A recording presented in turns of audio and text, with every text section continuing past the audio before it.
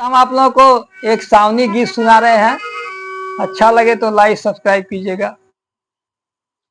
अरे कहाँ से आवेला कुंवर कन्हैया पड़ेला झीर झीर मुनिया, सखी कहाँ से आवे राधा गोरी पड़ेला झीर झीर मुनिया, सखी कहाँ से आवे राधा गोरी पड़ेला झीर झीर मुनिया।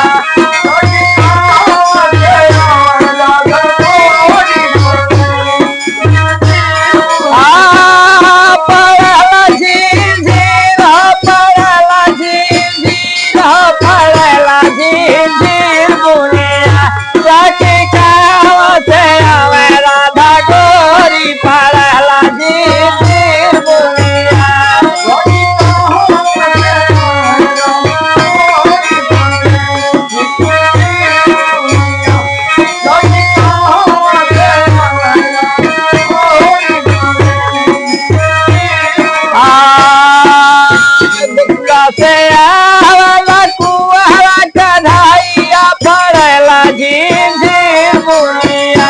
सारी सनहा से आवे राधा गोरी पड़ेला झीर झीर मुनिया, बड़ा सनहा से आवे राधा गोरी पड़ेला झीर झीर मुनिया।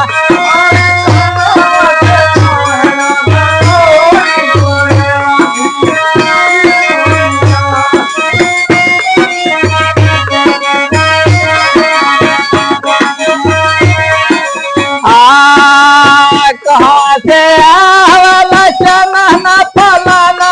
पड़ेला झीर झीर मुनिया, सखी कहाँ से आवे रेशम डोरी पड़ेला झीर झीर मुनिया, सखी कहाँ से आवे रेशम डोरी पड़ेला झीर झीर मुनिया, सखी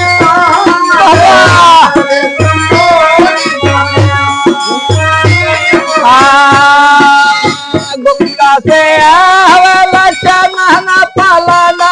पड़ेला झीर झीर मुनिया, बड़ा सनहा से आवे रेशम डोरी पड़ेला झीर झीर मुनिया, बड़ा सनहा से आवे रेशम डोरी पड़ेला झीर झीर मुनिया।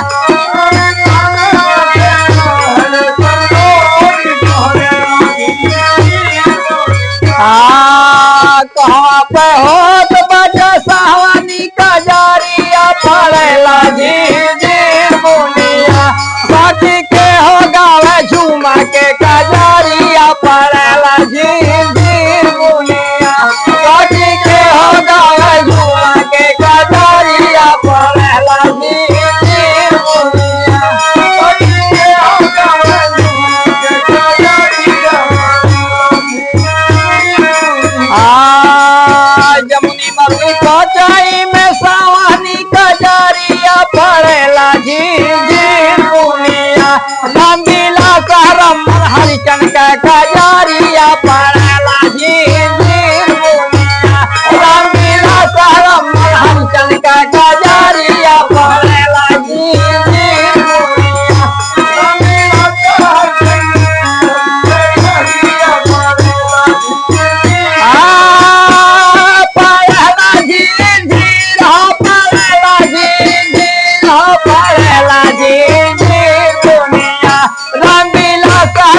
हरिचन का कजरिया पड़ेला झीर